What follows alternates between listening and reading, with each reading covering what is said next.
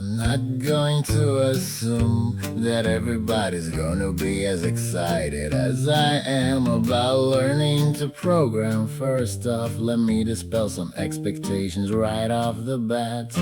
You're not going to be able to write high-end games if you've never written a single line of code, and that's exactly where every single programmer started out. Some people have that programming bug, the enthusiasm for directing a stupid machine to do exactly, and I do mean exactly, what you tell it to.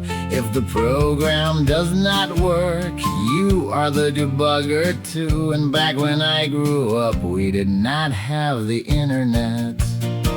We had teachers and mentors if we were lucky, and most of us simply saw a computer a handful of times at school or at a friend's house who was more well off than ourselves. For me, the excitement of being able to get something working was enough to light the spark inside me, and all I could dream of is learning the ins and outs of programming, and a lot of that came from the back of drugstore magazines with printed programs in the back, as well as many trips to the library in the hope that they had a book with basic programs. And mostly in that day and age, they hardly had anything. What got me really going was visiting my dad's workplace and learning about terminals. These were just monitors and keyboards, and mice just were not a thing for some time yet, certainly not common. And most of the computers were all simply text. After some time, the color monitors came in, and graphics cards gave way to actual visualizations inside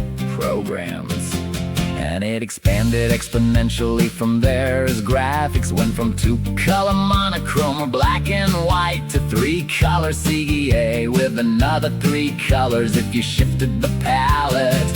Resolution was about 300 x 1240 on the average. You could get cyan, magenta, and white, or red, green, and yellow. That was CGA. Later on, we would finally get a slightly higher resolution with 16 colors instead. The EGA palette, that was impressive. And that's when games like King's Quest and Space Quest came out from Sierra, and we would spend countless hours directing a character around a game world while still typing commands like look at the octopus or search drawers. And so finally, in the last true jump into graphics, we got 2, 5, 6 colors at once on the same screen with VGA.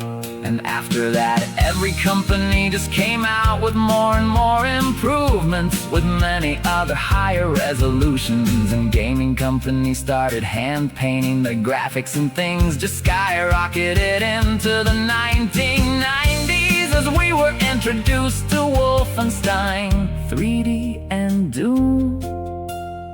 And the rest, as they always say, is history.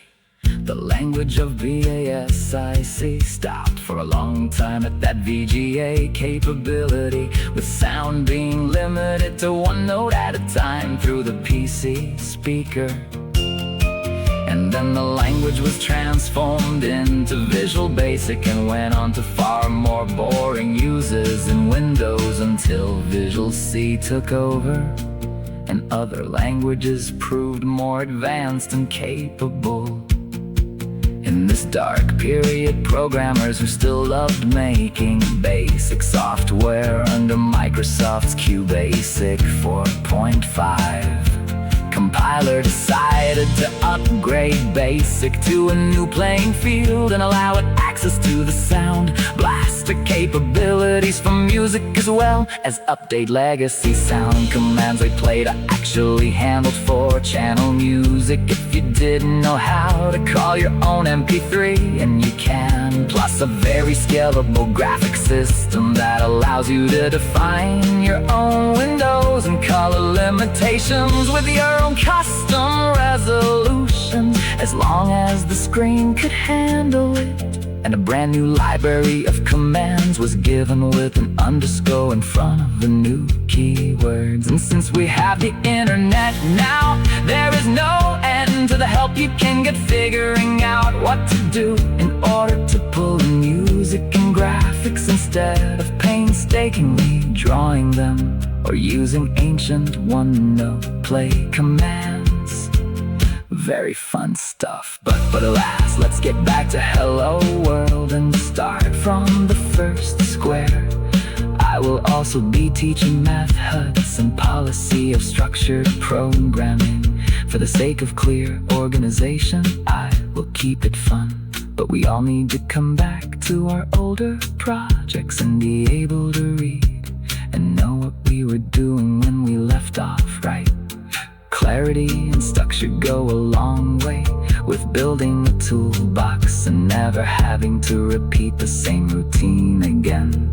Snippets here and there once grown will become a very fast way to plug and play code into your engine and only tweak it just enough to connect a few variables to what you're actually doing. And you got a lot less reinventing the wheel to do. So save your work, save your pieces of programs, the snippets into a special folder, and let's get on to the fun stuff. Thank you for taking the time to listen to this, and know that here at QB64 Programming Lab with A all night, we will always keep it fun.